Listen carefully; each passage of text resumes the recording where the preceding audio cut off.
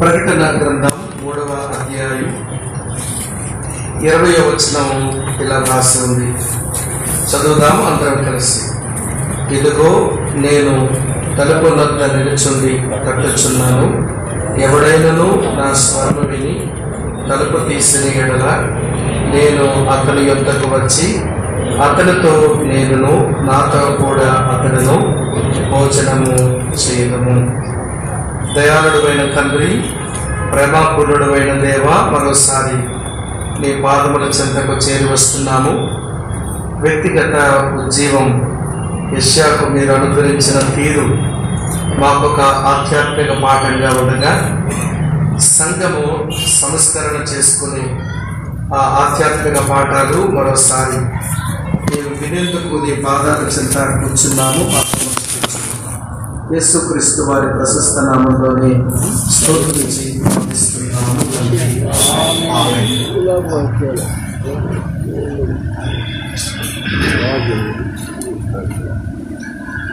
ఉజ్జీవము, సంస్కరణ, పునరుద్ధరణ. వ్యక్తి వ్యక్తిగతంగా ఉజ్జీవింపబడితే ఆ వ్యక్తి ఉన్న సంఘం సంస్కరించుకోవలసిన విషయాలలో సంస్కరణకు కూడుకుంటుంది. సంఘం యొక్క సంస్కరణను దృష్టిలో ఉంచుకొని బైబిల్లోంచి ఒక వచనాన్ని ఆధారంగా చేసుకుని నేటి మన సంఘాలకు ఈ వచనాన్ని అనువర్తనం చేసి మీతో పంచుకోవాలని కోరుతా ఉన్నాను. నేను ఈ వచనంలోనికి వెళ్లే ముందు ఒక మాట మీతో చెప్పనివ్వండి. పరిశుద్ధ గ్రంథంలో చాలా వచనాలు అవి ఒకందుకు రాయబడ్డాయి, మనం మరొక అందుకు వాటిని వాడేసుకుంటాం. అదే మన దగ్గర ఉన్న ఒక ప్రమాదకరమైన మెట్టు. ఉదాహరణకు చెప్తాను. 2 కొరింథీ పత్రిక 5:17 తెరవద్దులండి, మీకు తెలిసిన వచనమే. కాగా క్రీస్తునందున్న వారు నూతన సృష్టి, పాతవి గతించెను, సమస్తము కృతమాయెను. జనరల్ గా ఈ వచనం మనకి ఎప్పుడు జ్ఞాపకం వస్తుంది అంటే న్యూ ఇయర్ రోజున జ్ఞాపకం వస్తుంది. కానీ పౌలు భక్తుడు ఆ వచనాన్ని న్యూ ఇయర్ కొరకు రాశాడా? కానే కాదు, ముమ్మాటికి కాదు. నాకు శ్రమ, పోరాటం, ఇరుకులు, ఇబ్బందులు వచ్చినా నేను ఇంకా సేవలో ఎందుకుంటున్నానని కదా మీరు ప్రశ్నిస్తున్నారు. నేను అన్ని ప్రతికూలమైన పరిస్థితుల మధ్య నేను ఇంకా సేవలో ఉండడానికి కారణం దేవుడు నన్ను నూతన సృష్టిగా చేశాడు. ఆ జీవము నన్ను బలవంతం చేయగా నేను ఇంకా సేవలోనే ఉన్నాను అని చెప్పే పాసేజ్ అది. కాకపోతే మనకి న్యూ ఇయర్ కొంచెం సూట్ అయింది కాబట్టి దాన్ని మనం న్యూ ఇయర్ కి వాడేసుకుంటున్నాం. అలాగే ఇప్పుడు మనమందరం కలిసి చదివిన వచనం మీరే చెప్పండి. ఈ వచనం మీద బోల్డ్ అనే పాటలు వచ్చాయి. ఈ వచనం మీద బోల్డ్ అనే ప్రసంగాలు వినబడ్డాయి. ప్రసంగాలు, పాటలు బయట ఉన్న వారికి చెప్పామా, పాడామా, లేక లోపల ఉన్న వారికి చెప్పి పాడుకున్నామా అంటే నాకు తెలిసినంత వరకు బయట ఉన్న వరకే పాడా కదా. మా ప్రాంతంలో పాట చాలా కాలం కిందట రాయబడి పాడబడింది. హృదయమనుడు తలుపు నొద్ద యేసు నాదుండు, సదయుడలుచు తట్టుచుండే సకల విధములను. ఇది పురుషోత్తమ చౌదరి గారు ఎవరి కొరకప్ప రాసినారంటే సంఘములకు వెలుపల ఉన్న రక్షించబడని అన్ని జనాంగానికి ఈ ప్రకటన 3:20 ఆధారంగా చేసుకుని ఆయన రాశారు. మన దగ్గర కూడా పాట ఉంటుంది. తెరువు నీ హృదయ ద్వారంబు నేడే, ప్రభు యేసునందే రక్షణ కలదు అనే పాట మనం కూడా పాడతాం. ఈ పాట ఎవరికి పాడారు? మళ్ళీ మనం సంఘం లోపల ఉన్న వాళ్ళకి. మీరు చెప్పడం లేదు, మీరు తెలియదే కాదు. ఈ నోరు తెలిస్తే ఏమంటాడో వీడు అన్నట్టుగా నాకు భయపడుతున్నట్టున్నారు మీరు. అమ్మ, ఈ పాట మళ్ళీ ఎవరికి పాడారు మనం? అది కూడా బయటకే పాడారు. తెరువు నీ హృదయ ద్వారంబు నేడే, ప్రభు యేసునందే రక్షణ కలదని. అది కూడా క్రైస్తవేతరులకి, అన్యులకే పాడారు. నిజానికి ఈ ప్రకటన గ్రంథం 3వ అధ్యాయం 20వ వచనంలో ఉన్న మాట యేసుని ఎరగని అన్యజనులకు రక్షణ పొందని సంఘం వెలుపల వారికి వచనం రాయబడలా, సంఘానికి రాయబడింది. ఈ సంఘం ఈ వచనాన్ని తీసుకోవడంలో మనం నిర్లక్ష్యం చూపించి ఈ వచనాన్ని బయట వాళ్ళ మీద తోసేసాము. ఈ వచనాన్ని మనం స్వీకరించడానికి మనకు ఇష్టం లేని మనుషులుగా మారిపోయాం. కాబట్టి ప్రకటన 3:20 సంఘము సంస్కరించబడ్డ కొరకు దేవుడు సంఘములకు ఇచ్చిన వచనమే తప్ప యేసుని ఎరగని రక్షణ పొందని అన్యజనులకు ఈ వచనం కాదు. వాళ్ళకి సూట్ అయింది, మనం వాడుతున్నాము. అలాగనే దీని మీద పాటలు రాసి కూడా వారి కూడా పాడుతున్నాము. నేనే తప్పు పట్టాను అనుకోకండి, కానీ వాస్తవానికి పాట లేదా ఈ వచనం ఇది మన కొరకే అయి ఉండాలి. మా దగ్గర ఒక సామెత ఉంటుంది, ఏంటనంటే సుడొక దగ్గర అయితే చొరకొక దగ్గర వేస్తారంట. అంటే మీ భాషలో చెప్పాలంటే దెబ్బొక దగ్గర తగిలితే మందుకు దగ్గర వేస్తారంట. దెబ్బ ఎక్కడ దగ్గర అయిందో మందు అక్కడ వేస్తే దెబ్బ తగ్గుతుంది. అంతేకాదు దెబ్బొక దగ్గర మందుక దగ్గర వేస్తే దెబ్బేమి తగ్గుతుంది. అలాగనే దేవుడు కొన్ని వచనాలు ఎవరి కొరకు ఎందు కొరకు ఎవడి వ్రాయించినాడో ఆ కోణంలో వచనాన్ని ఆలోచించడం మన చేత కాకపోతే మనకు సూట్ అయింది కదా అని చెప్పి ఆ వచనం నాకే అనుకునో లేకపోతే నాకు కాదు వాళ్ళకి అనుకునో మనం ఆలోచించకూడదు. ప్రతి దానికి అర్థం సందర్భము నుంచి వస్తుంది. ప్రతి దానికి అర్థం సందర్భం నుంచి వస్తుంది. ఈ ప్రకటన 3:20 వచనం ఏ సందర్భంలో ఉంది అంటే లవోదికీయ అనేటువంటి సంఘమును ఉద్దేశించి దేవుడు రాయించిన మాటల్లో ఉన్న వచనమని. కనుక ఇది సంఘానికే ఇది వాక్యం తప్ప సంఘం వెలుపలున్న వారి కాదు అని మొట్టమొదట మనం గమనిస్తే సంఘము సంస్కరించుకోవడం నిమిత్తం దేవుడు ఇస్తున్న సందేశం ఈ 20 వచనములో ఉంది. సరే, ఈ 20 వచనం మాట్లాడుతున్న దేవుడు ఎవరో మీతో చెప్తాను. ఆయన ఎలాగా ఈ సంఘం ఏడల పనిచేస్తున్నాడో చెప్తాను. దానితో నా సమయం ఎవరి అయిపోతుంది పూటకి. కనుక ఎవరి చాలా కొద్ది సమయమే ఉంది, త్వరగా కొన్ని మాటలు చెప్తాను. సరే, ఈ వచనం మాట్లాడుతున్న దేవుడు ఎట్లా ఉన్నాడు అంటే ఆయన పరిశుద్ధుడు అని మన ముందు ఎరగాలి. ఈ వచనంలో పరిశుద్ధుడు ఎక్కడుందన్నా అని మీరు అంటారేమో. ఇదిగో నేను తలుపునొద్ద నిలుచుండి తట్టుచున్నాను అన్నాడు. తలుపునొద్ద నిలబడ్డం ఏమిటి ఆయన? చూడండి, ప్రకటన గ్రంథం 1వ అధ్యాయం 13వ వచనంలో ఆయన ఎక్కడున్నాడో. ప్రకటన గ్రంథం 1వ అధ్యాయం 13వ వచనం చూడండి. తిరుగగా 7 సువర్ణ దీప స్తంభములను, ఆ దీప స్తంభముల మధ్యను మనుష్య కుమారుని పోలిన ఒకరిని చూచితిని అని రాసి ఉంది. ఆ 7 దీపస్తంభాలు ఏమిటట? 20 వచనం చివరి వచనం మాట చూడండి. ఆ 7 దీపస్తంభములు 7 సంఘములు అని రాసి ఉంది. 7 దీపస్తంభముల మధ్య ఉన్నవాడు అనగా 7 సంఘముల మధ్య ఉన్నవాడు. సంఘముల మధ్య ఉన్నవాడు వెలుపలకు పోయి తలుపు తట్టడం ఏమిటి అని అంటే సంఘములు ఉండలేకపోతున్నాడు ఆయన. ఇది మీకు అర్థం కావాలంటే కొంచెం ఏదేను నుంచి జర్నీ స్టార్ట్ చేద్దాం. ఏదేను తోటలో ప్రతి చల్లపూట ఆదాము హవ్వల దగ్గరకు వచ్చి ఆయన సావాసం చేసేవాడు, సంభాషణ చేసేవాడు. ఒక గడి వచ్చిన తర్వాత వారితో సంభాషించడానికి రాలేక, వారితో సావాసము చేయలేక తన సన్నిధిని ఆయన నిష్క్రమించుకునేలా చేయాల్సి వచ్చింది, విత్డ్రా చేసుకోవాల్సి వచ్చింది. ఎందుకని? ఆదాము హవ్వల దగ్గర కనబడిన అవిశ్వాసము, అవిధేయత.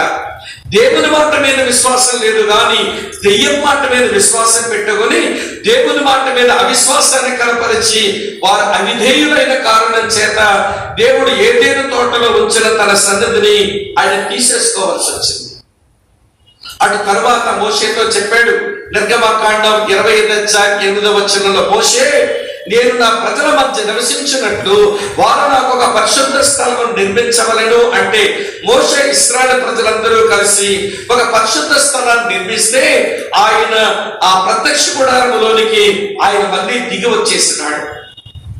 ఆయన దిగి వచ్చిన ప్రత్యక్ష గుడారము, అందులో నిబంధన మందసాన్ని ఇశ్రాయేలు ప్రజలు చివరికి షిలోహులో దానిని ఎస్టాబ్లిష్ చేసి షిలోహును వారు ఆరాధన కేంద్రంగా చేస్తున్నారు యెహోషువ కాలంలో. మరి షిలోహులో కూడా చాలా కాలం దేవుడు వారి మధ్యనే ఉన్నాడు. కానీ ఒక సమయం వచ్చింది, ఆయన తన సన్నిధిని వారి దగ్గర నుంచి ఆయన వెలుగు తీసుకోవలసి వచ్చింది. ఎందుకని అంటే అక్కడ సేవ చేస్తున్నటువంటి దేవుని సేవకుడైన ఏలీ కుమారుడు అజ్ఞానముతో సేవ చేస్తున్నారు. అక్కడ ఏమైనా రాసి ఉంటుందో తెలుసా? ఏలీ కుమారుడు యెహోవాను ఎరగని వారై ఉండి ఆయన సన్నిధిలో సేవ చేస్తున్నారట. అలాగనే వారు దేవుని సన్నిధిగా వచ్చిన స్త్రీలతో వారు సైనిస్తున్నారు అని రాసి ఉంది. అంటే ఇప్పుడు షిలోహులో అజ్ఞానంతో సేవ, షిలోహులో అపవిత్రత కనబడగానే ఇవి పాపానికి గుర్తులే కదా. అందుకే దేవుడు తన సన్నిధిని మళ్ళీ వెనక తీసుకోవలసి వచ్చింది. ఏదేను తోటలో అవిశ్వాసం, ఏదేను తోటలో అవిధేయత. ఇప్పుడు షిలోహులోనేమో అజ్ఞానం, షిలోహులోనేమో అపవిత్రత. మళ్ళీ దేవుడు తన సన్నిధిని తీసేసుకున్న తర్వాత సొలొమోను ద్వారా మందిర నిర్మాణం జరిగిన తర్వాత ఆయన మళ్ళీ సొలొమోను మందిరానికి యెరూషలేములోకి వచ్చి ఉన్నాడు. చాలా కాలం ఉన్నాడు. ఆ యెరూషలేము మందిరమును కూడా వదిలిపెట్టాల్సి వచ్చింది ఆయన. ఎందుకనంటే అక్కడ అక్రమాలు జరుగుతున్నాయి, అక్కడ అన్యాయం జరుగుతుంది. ఏమిటి అక్రమం అంటే వారు పాటించవలసిన విశ్రాంతి సంవత్సరాలు పాటించడం లేదు, అది వాళ్ళ అక్రమం. వాళ్ళ అన్యాయం ఏంటంటే తమ సహోదరుల పిల్లలని వారు బానిసలుగా ఉంచుకుంటున్నారు, వారికి విడుదల ఇవ్వడం లేదు, అది వాళ్ళ అన్యాయం.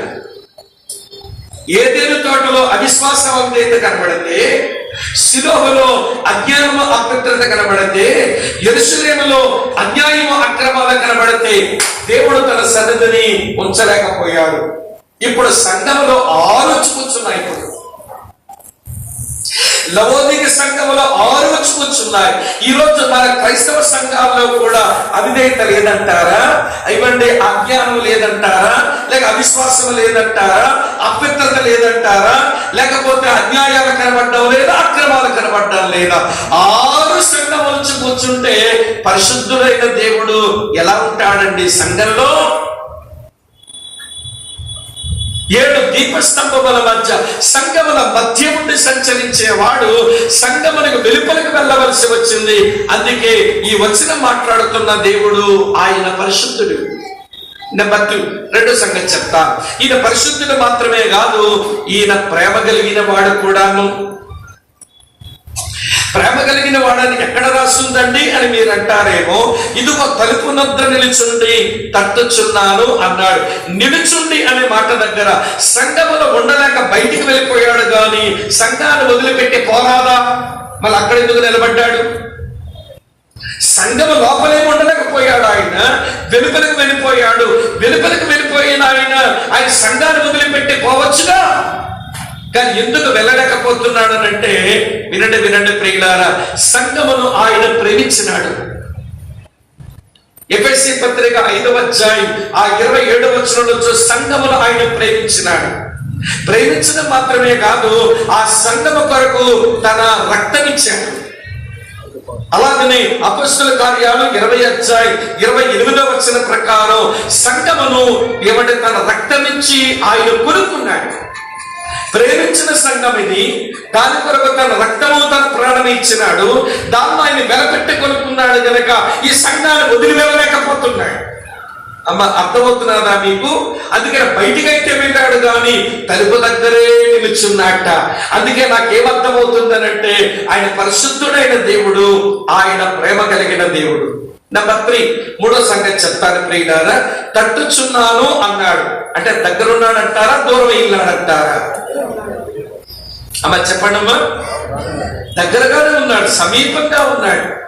అపొస్తలుడైన పౌలు ఏథెన్సులో సువార్త చెబుతూ అన్నాడు. అపొస్తలుల కార్యాలు 17వ అధ్యాయం 27వ వచనం చివరిలో ఉంటుంది, ఈయన మనలో ఎవరికని దూరముగా ఉండేవాడు కాదు.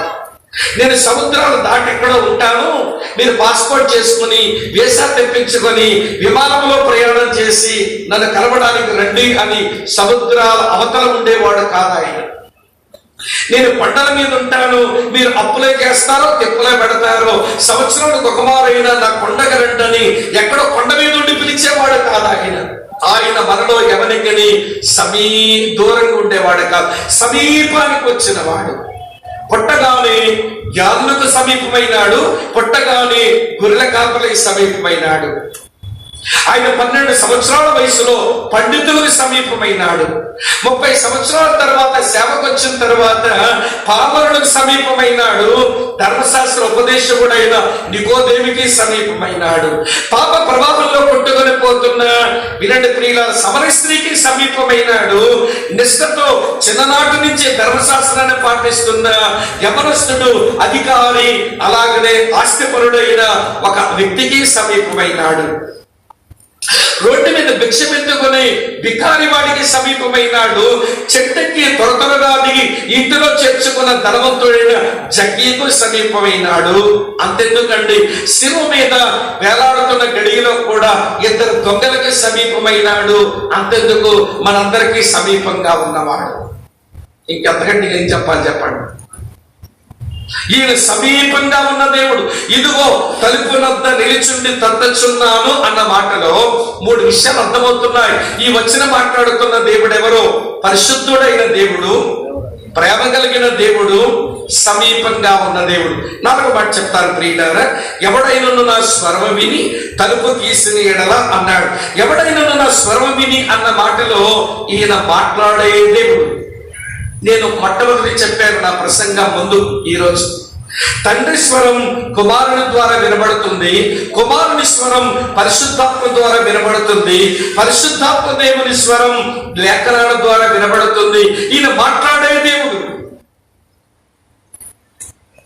నీ స్వరము వినిపించు ప్రభువా, నీ దాసుడు ఆలకించును అని ఎందుకు మనం పాడుకుంటున్నాం? ఆ రోజున సమూయేలు అడిగాడు, ప్రభువా నీ దాసుడు ఆలకించును సెలవిమ్ము అని అడిగితే ఒక చిన్న పిల్లాడని కూడా చూడకుండా దేవుడు గంభీరమైన విషయాలే మాట్లాడాడు కదా. ఈయన మాట్లాడే దేవుడు అండి. సంఘం వెలుపులున్నాడు. కాకపోతే వినండి, ఇప్పుడు సంఘం సంస్కరించుకుంటే లోపలికి వస్తాడు. సంస్కరణ కొరకు ఆయన లోపలికి తెచ్చుకోవాలి మనం. పరిశుద్ధుడైన దేవుడు, ప్రేమ కలిగిన దేవుడు, సమీపంగా ఉన్న దేవుడు, మాట్లాడే దేవుడు. 5వ సంగతి ఏంటో తెలుసా? నా స్వరం విని తలుపు తీసిన ఎడల అన్నాడు. ఎడలంటే అర్థం ఏంటి? తీస్తే తీయొచ్చు, లేకపోతే మానేయచ్చు, మీ ఇష్టం. తలుపు తీసిన ఎడల అని చెప్పడంలో తీస్తే తీయొచ్చు, లేకపోతే మానేయచ్చు అంటే అర్థం ఏంటో తెలుసా? ఈయన భలే మర్యాద కలిగిన దేవుడు.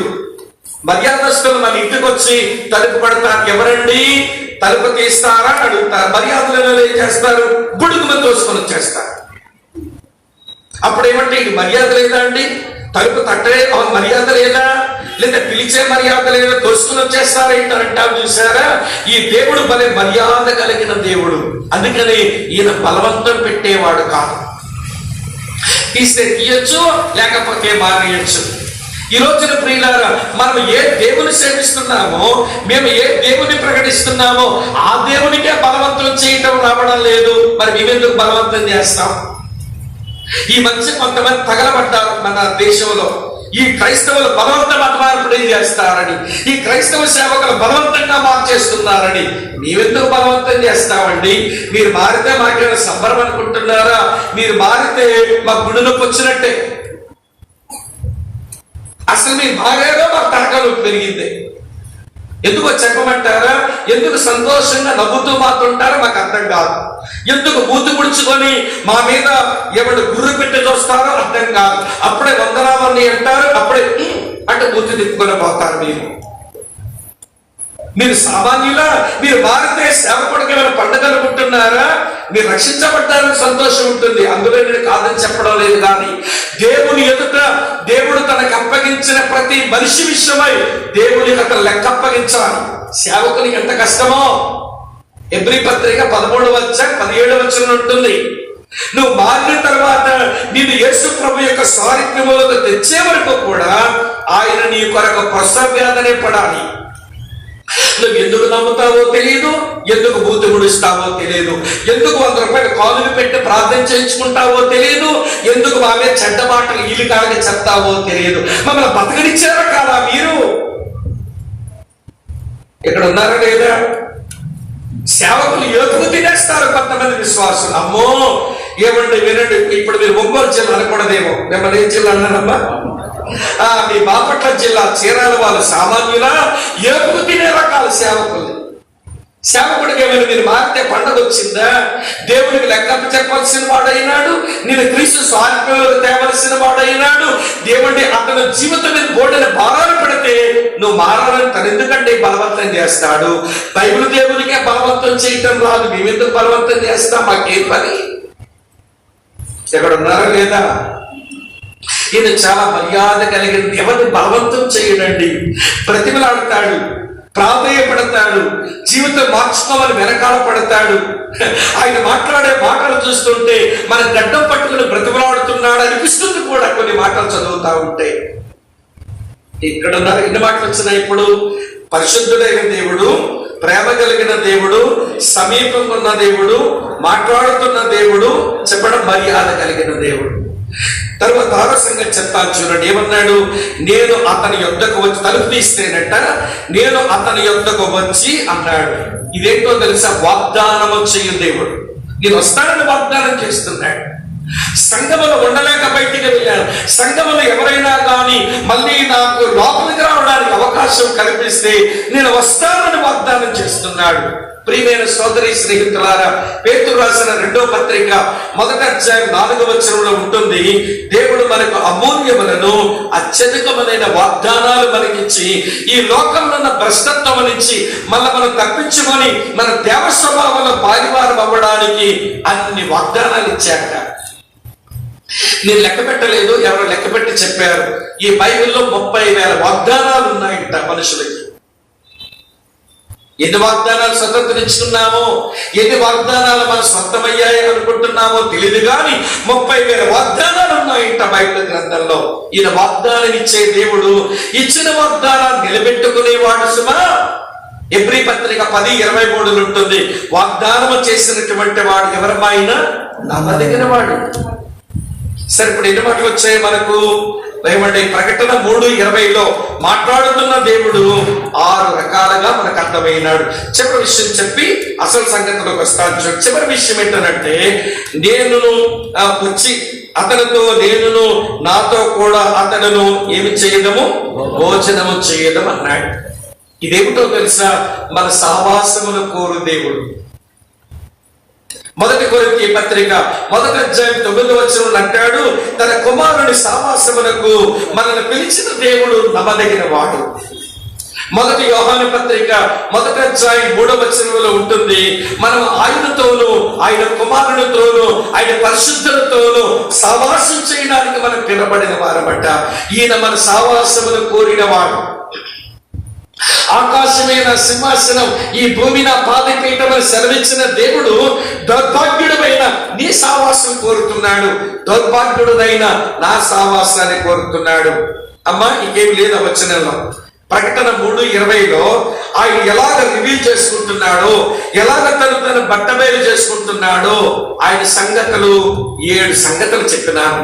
మొదటి మాట పరిశుద్ధుడైన దేవుడు, 2వ మాట ప్రేమ కలిగిన దేవుడు, 3వ మాట సమీపంగా ఉన్న దేవుడు, 4వ మాట మాట్లాడుచున్న దేవుడు, 5వ మాట మర్యాద కలిగిన దేవుడు, 6వ మాట వాగ్దానము చేయు దేవుడు, 7వ మాట మన సావాసమున కోరు దేవుడు. ఆ దేవుడు బయట ఉన్నాడు. సంగమా, నువ్వు సంస్కరించబడాలి. ఓపెన్ ద డోర్, తలుపు తెరువు. సంస్కరించబడతావు, నీవు పునరుద్ధరించబడతావు. కనుక నా స్వరం విని ఎవరైనా ఉజ్జీవింపబడి మీరు తలుపే తెరిచారనుకోండి, నేను లోపలికి వచ్చి నేను మిమ్మల్ని సంస్కరిస్తాను అంటున్నాడు. సరే, ఏమిటా సంస్కరణ? ఇప్పుడు చెప్తాను. 7 స్వభావ లక్షణాలు కలిగిన ఈ దేవుడు తలుపు తడుతున్నాడు. తీస్తే ఏమవుతుందో చెప్తాను. నెంబర్ 1, మొదటి మాట, విమోచకుడుగా తలుపు పడుతున్నాడు. విమోచకుడుగా తలుపబడుతున్నాడు. మరి సంఘం అంటే విమోచించబడిన వారే కదా. మరి విమోచకుడుగా తలుపెందుకు పట్టాలి అని అంటే, సంఘము అనగా అది ఆరంభ విమోచన పొందిందే కానీ పరిపూర్ణమైన విమోచన పొందిందే కాదు. మనకు వచ్చింది ఇనిషియల్ రిడెంప్షన్, పర్ఫెక్ట్ రిడెంప్షన్ కాదు. పరిపూర్ణమైన విమోచన ఒకటి ఉంది. ఆరంభ విమోచనే దొరికింది. 1 పేతురు 1:18-19 మనకు దొరికిన ఆరంభ విమోచన పేతురై రాశాడు. పితృ పారంపర్యం వల్ల మీ వ్యర్థ ప్రవర్తన విడిచిపెట్టినట్లుగా వెండి బంగారముల వంటి క్షయ వస్తువుల చేత మీరు విమోచింపబడలేదు గాని అమూల్యమైన రక్తము చేత, అనగా నిర్దోషములో నిష్కలంకమునకు గొర్రె పిల్ల వంటి క్రీస్తు రక్తము చేత మీరు విమోచించబడ్డారు. సంఘం అంటే విమోచించబడిన గుంపు. వీరు పాపములకు దాసులు కాదు, సాతానుకు దాసులు కాదు, లోకానికి దాసులు కాదు. ఒకప్పుడు దోషులే, కానీ వారు విమోచించబడ్డారు. విమోచించబడ్డ మనము ప్రతిరోజు విమోచించబడాలట. దాన్ని ప్రోగ్రెసివ్ రిడెంప్షన్ అంటాం, దాని ప్రాక్టికల్ రిడెంప్షన్ అంటాం. విమోచించబడిన మనం ప్రతిరోజు విమోచించబడాలట. ఎక్కడుందండి బైబిల్లో అంటారా? గలతీయులకు రాసిన పత్రిక 1:4 ఉంటుంది. గలతీయులకు రాసిన పత్రిక 1:4 మీకు కూడా చదువుతాను చూడండి. మన తండ్రి అయిన దేవుని చిత్త ప్రకారము క్రీస్తు మరణను ప్రస్తుతపు దుష్టకాలము నుండి విమోచింపవలనని మన పాపముల నిమిత్తం తన్ను తాను అప్పగించుకొనెను. రక్షించబడిన మనం దుష్ట కాలంలోనే ఉన్నాం, దుష్ట యుగములోనే ఉన్నాం. కనుక ప్రతిరోజు మనం రక్షించబడాలి. అందుకే పౌలు ఇంకో దగ్గర అన్నాడు, సిలువను కూర్చున్న వార్త నశించుచున్న వారికి వెరితనం గాని రక్షించబడుతున్న మనకది దేవుని శక్తి. రక్షించబడిన మనం ప్రతిరోజు రక్షించబడాలి. విమోచించబడిన మనం ప్రతిరోజు విమోచించబడాలి. రక్షించబడిన మనం పరిపూర్ణ రక్షణ కొరకు ఎదురు చూడాలి. విమోచించబడిన మనం పరిపూర్ణమైన విమోచన కొరకు ఎదురు చూడాలి. ఏమిటండి పరిపూర్ణమైన విమోచన అంటారా? చూపిస్తాను రండి. రోమాపత్రిక 8:23 రోమాపత్రిక 8:23 చూడండి. అంతేకాదు ఆత్మ యొక్క ప్రథమ ఫలముల నొందిన మనము కూడా దత్తపుత్రత్వం కొరకు, అనగా మన దేహం యొక్క విమోచనము కొరకు కనిపెట్టచ్చు మనలో మనము మూలుగుచున్నాము. అది పరిపూర్ణమైన విమోచన. ఆయన రావడం వల్ల జరగచ్చు, లేక నువ్వు చావడం వల్ల జరగచ్చు. అది పరిపూర్ణమైన విమోచన. ఆ రోజున లోకం మన మీద ఏలుబడి చేయలేదు, పాపం మన మీద ఏలుబడి చేయలేదు, సాతానుడు మన మీద ఏలుబడి చేయలేడు. ఆ పరిపూర్ణమైన విమోచన కొరకు సంఘం ప్రయాణం చేస్తున్నది. అమ్మ అర్థమవుతున్నదా ఈ మాట? అందుకే విమోచకుడుగా కలపబడుతున్నాడు. Hello, open the door. విమోచించబడిన నా సంఘమా, నా రక్తము చేత విమోచించబడిన సంఘము తలుపు తెరవంటారా? మీరు ప్రతిరోజు విమోచించబడాలి. ఒక పరిపూర్ణమైన విమోచన కొరకు మీరు సిద్ధం కావాలి. నన్ను లోపలికి రానియండి. నేను లోపల ఉంటే ప్రతిరోజు మిమ్మల్ని విమోచిస్తాను. పరిపూర్ణమైన విమోచన కొరకు మిమ్మల్ని సిద్ధం చేస్తానంటున్నాడు. సంఘం ఏం చేసిందో తెలుసా? నువ్వు మాకు అక్కర్లేదు, నువ్వు మధ్యలో ఉండక్కర్లా, బయటికి వెళ్ళి ఉండక్కడ. నీ గురించే పాడుకుంటాం, నీ మీద ప్రసంగాలు చెప్పుకుంటాం, నీ పేరు మీద ప్రోగ్రాంలు పెట్టుకుంటాం, నీ పేరు మీద బువ్వ తింటాం, మొక్కతో ముద్ద. నువ్వు అక్కర్లేదు మాకు. నీ పేరు మీద భోజనాలు పెట్టుకుంటాం, నీ పేరు మీద కార్యక్రమాలు చేసుకుంటాం, నీ పేరు మీద ప్రసంగాలు చెప్పుకుంటాం, నీ పేరు మీద పాటలు పాడేసుకుంటాం. నువ్వు అవసరం లేదు మాకు. నొచ్చుకోకండి ఇలా అన్నానని. ఈరోజు క్రైస్తవ సంఘాలకు పట్టే దుర్గత అదే. ఆయన అక్కర్లేదుగా ఆయన పేరు మీద అన్ని సాగాలి ఇక్కడ. అమ్మ అర్థమవుతున్నది ఈ మాట? ఆయన ఎట్లాంటి వాడో తెలుసండి. ఆయన ఎప్పుడు మధ్యలోకి వచ్చే మనిషి. ఆయన మన మధ్యలోకి వచ్చే దేవుడే. మీకు జ్ఞాపకం చేస్తారు, 12 సంవత్సరాల వయసులో యెరూషలేముకు వాళ్ళ అమ్మానాన్ని తీసుకుని వస్తే వారు పోయారు. యేసు తమతో లేడని గమనించి మళ్ళీ వెనక్కి వచ్చారు. వెనక్కి రాగానే ఎక్కడున్నాడబ్బా ఈయనంటే పండితుల మధ్యలో కూర్చుని చర్చిస్తున్నాడు. ఎక్కడున్నాడు ఆయన? పండితుల మధ్యలో కూర్చున్నాడు. తర్వాత 300 సంవత్సరాలు సేవ చేసినట్టు ఎక్కడున్నాడు ఆయన?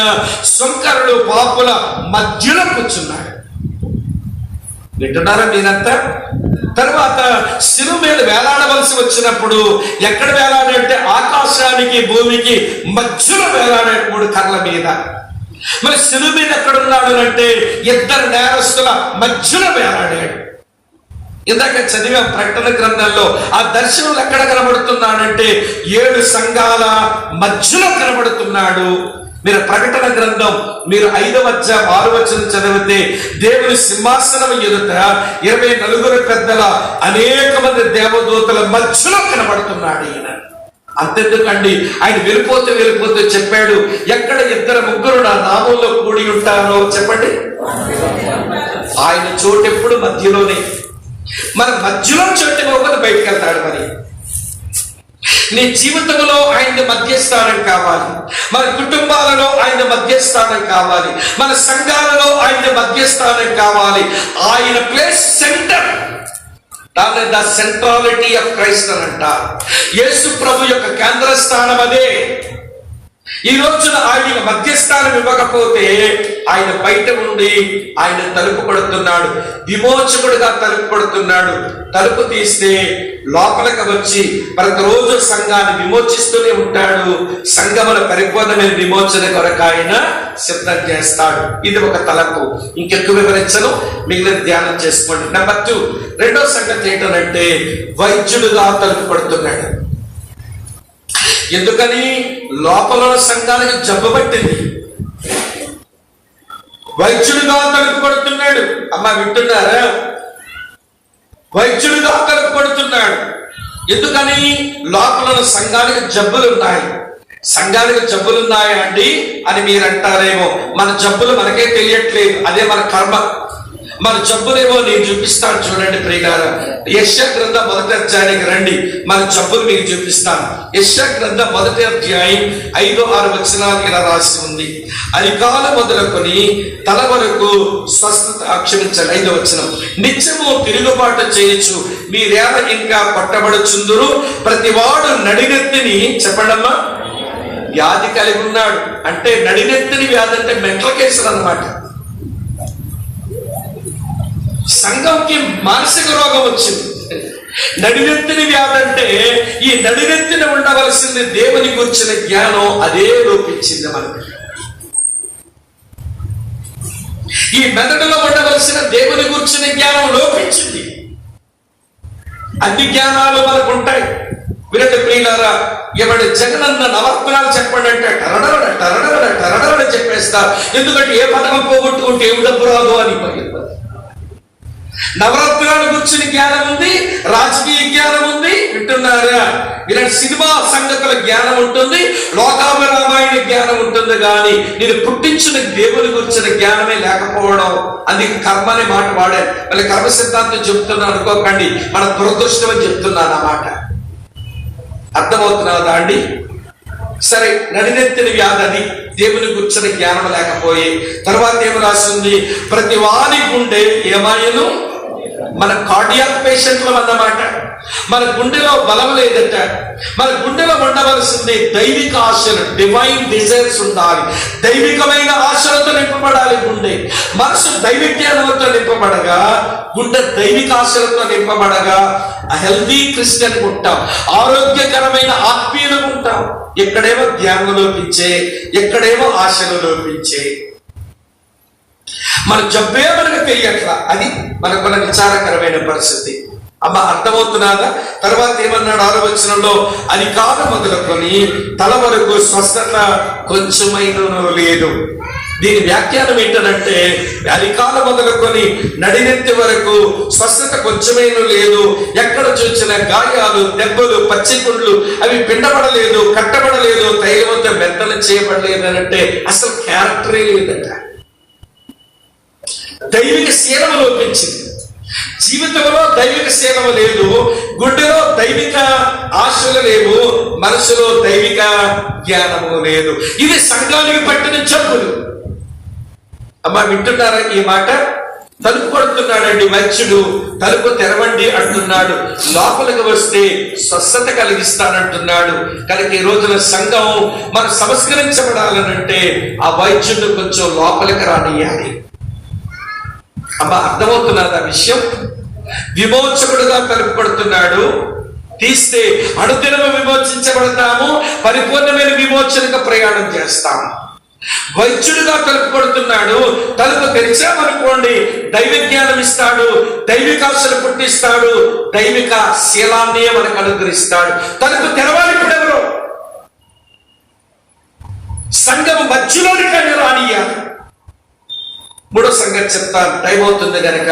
మూడో సంగతి ఏంటంటే వర్తకుడుగా తలుపు కొడుతున్నాడు. ఆయన బిజినెస్ మ్యాన్, ఆయన మర్చెంట్ మ్యాన్ తలుపు కొడుతున్నాడండి. చెబుతాను చూడండి ఎలా తలుపు కొడుతున్నాడో. అదే ప్రకటన గ్రంథం 3వ అధ్యాయం 18వ వచనంలో ఇదే లవోదిక సంఘముతో అంటున్నాడు ఈ మాట. 3:18 చూడండి. నీవు ధనవృద్ధిని చేసుకున్నట్లు, నీవు ధనవృద్ధి చేసుకున్నట్లు అగ్నిలో పుటం వేయబడిన బంగారమును నీ దిశముల సిగ్గు కనబడకుండానట్లు ధరించుకుంటూ తెల్లని వస్త్రములను నీకు దృష్టి కలుగునట్లు నీ కన్నులకు కాటుకును నా యొక్క కొనమని నీకు చెప్పడమా బుద్ధి చెప్తున్నాను. నాకు ఈ వచనం మరి విడ్డూరం అనిపిస్తుంది. అమ్ముకునేవాడు బుద్ధి చెప్తాడా, అమ్ముకునేవాడు బతిమలాడతాడా? మన ఇంటి ముందుకు వాడు వస్తాడండి సరుకులు అమ్ముకోవడానికి. మేడం కొనుక్కోండి మేడం, బజార్లో కంటే 5 రూపాయలు తక్కువ మేడం, ఇది మనకి వస్తుంది మేడం, మీకు కావాలంటే ప్రతిరోజు వస్తుంటాను మేడం, నన్ను మీరు అడగొచ్చు మేడం, కొనుక్కోండి మేడం అని ప్రతిమలాడతాడా? కొంటావా కొనవా అని బుద్ధి చెప్తాడా? బతిమలాడతాడు. సేల్స్ మ్యాన్ బతిమలాడాలి, అంతేగాని మనకి బుద్ధి చెప్పకూడదు. మరి ఇదేం సేల్స్ మ్యాన్ అండి ఈయన బుద్ధి చెప్తానంటున్నాడు. ఎందుకు బుద్ధి చెప్తున్నాను అంటున్నాడనంటే మనం కొనుక్కొని ఏమి ఇవ్వగలమని, మన దగ్గర ఇచ్చేది ఏమి లేదు. ఏముంది వలకాడు మన దగ్గర. మా భాషలో ఏమీ లేదని చెప్పడానికి వలకాడని అంటారు. శ్రీకాకుళం భాష మరి ఏదో అనుకునేది మాకు మీరు దండ పెడతారు. ఏముందని మనం కొనుక్కుంటామండి? ఆ బంగారం అదైన దైవత్వం, ఆయన తెల్లని వస్త్రాలు, ఆయన ఇచ్చే నీతి, ఆయన కాటుగా అనగా సుర్మ, అదేంటో తెలిసే వివేచన. మళ్ళీ కాటు కంటే కొంతమంది అక్కలు ఏసయ్యే కాటు కొనుక్కోమని బుద్ధి చెప్పాడంట. కొంచెం కాటు కొమ్ములు పెట్టుకుంటానని లేస్తదేమో కొమ్ములక్క. అమ్మా ఇది కొమ్ములు తీసే కాటు కాదు, కంటిలో పడేటువంటి ఏమంటే ఆ నర్సులు బయటకు తీసుకునే సుర్మ, అది కంటిగా మంటన పుట్టిస్తుంది, నీళ్లు కారేలాగా చేస్తుంది. ఆ కంటిలో ఉన్నటువంటి ప్రియులార ఆ ఇసుక ఏమంటే బయటకు తెచ్చబడితే అది మెడిసిన్. ఇక్కడ ఉన్నారా లేదా? మీరు కొనుక్కోమని బుద్ధి చెప్తున్నాడట. నీకు వివేచన ఇస్తా కొనుక్కో, నేను నీతిని ఇస్తాను కొనుక్కో, నాకు నా దైవ స్వభావం ఇస్తాను కొనుక్కో. నువ్వు కొనుక్కోవడానికి నీ దగ్గర ఏమీ లేదు కనుక, నేను ఉచితంగా ఇస్తున్నాను కనుక కొనుక్కోమని నీకు బుద్ధి చెబుతున్నాను అంటున్నాడు. సంఘం తలుపులు తెరవాలి. ఆయన దైవత్వాన్ని సంపాదించుకోవడానికి, ఆయన నీతిని సంపాదించుకోవడానికి, ఆయన వివేచన సంపాదించుకోవడానికి ఆ వర్తకునికి మనం తలుపు తెరవాలి. ఆయన లోపలికి వస్తే ఆయన సంస్కరిస్తాడు సంఘాన్ని. అబ్బా అర్థమవుతున్నాడా? సంస్కరించుకోవడానికి ఏం చెయ్యాలో చేస్తాడు లోపల ఆయన. ఇప్పుడు 3 చెప్పాను. విమోచకుడుగా తలుపు కొడుతున్నాడు, తెరవాలి మనం. వైద్యుడిగా తలుపు కొడుతున్నాడు, తలుపులు తెరవాలి మనం.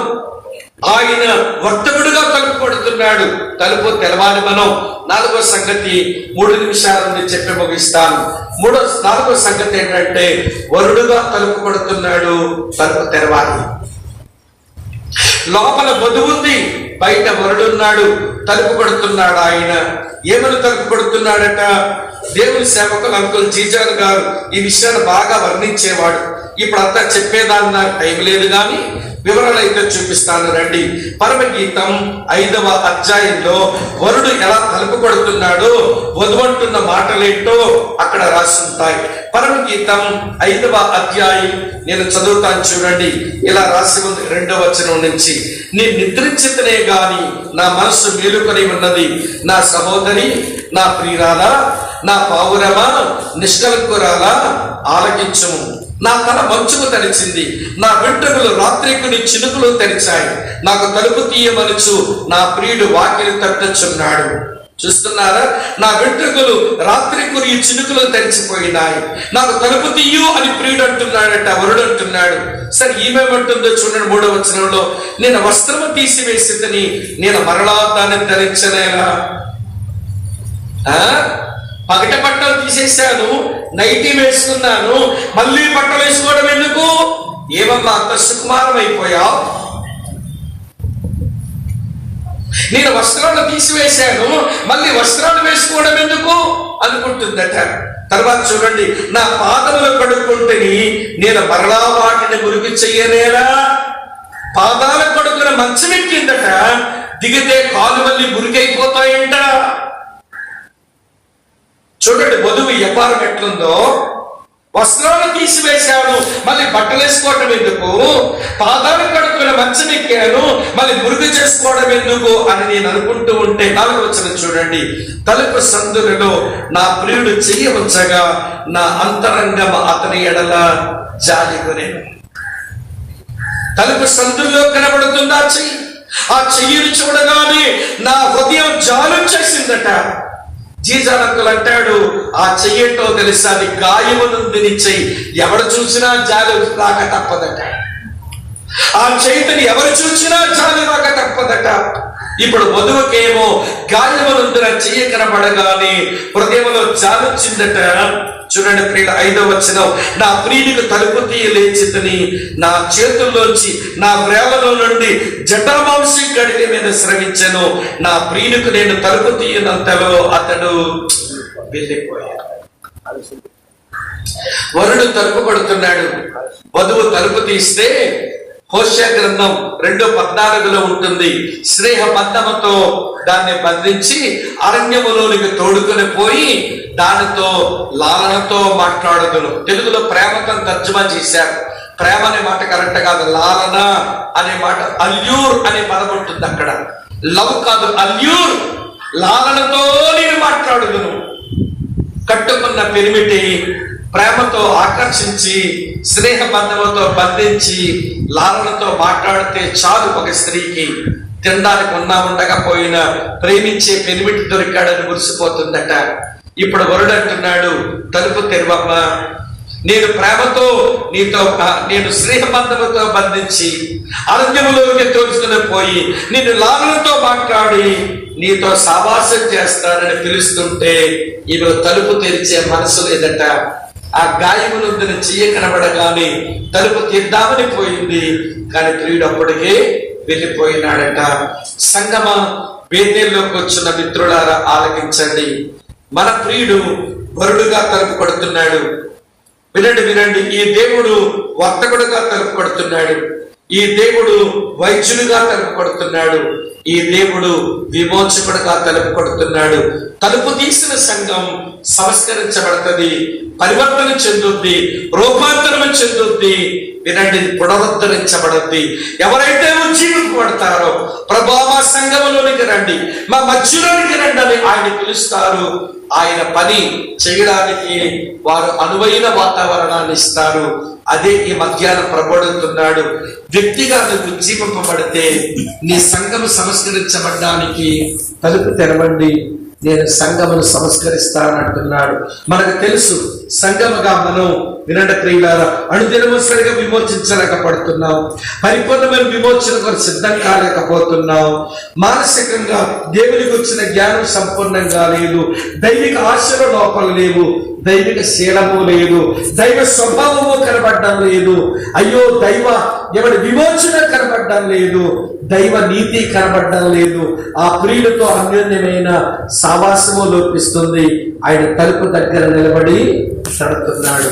పరిశుద్ధుడైన దేవుడు, ప్రేమ కలిగిన దేవుడు, సమీపంగా ఉన్న దేవుడు, మాట్లాడుతున్న దేవుడు, మర్యాద కలిగిన దేవుడు, సావాసాన్ని కోరిన దేవుడు, వాగ్దానాలు చేసే దేవుడు తలుపు తడుతూనే ఉన్నాడు. సంఘం తలుపు తీస్తే లోపలికి వస్తాడు. నువ్వు సంస్కరించుకోవడానికి, మనం సంస్కరించుకోవడానికి ఆయన అవకాశాలు కలిగిస్తాడు. రండి, తల వచ్చుదాం, కళ్ళు మూసుకుందాం. నా సమయం అయిపోయింది. తల వచ్చండి, కళ్ళు మూసుకోండి.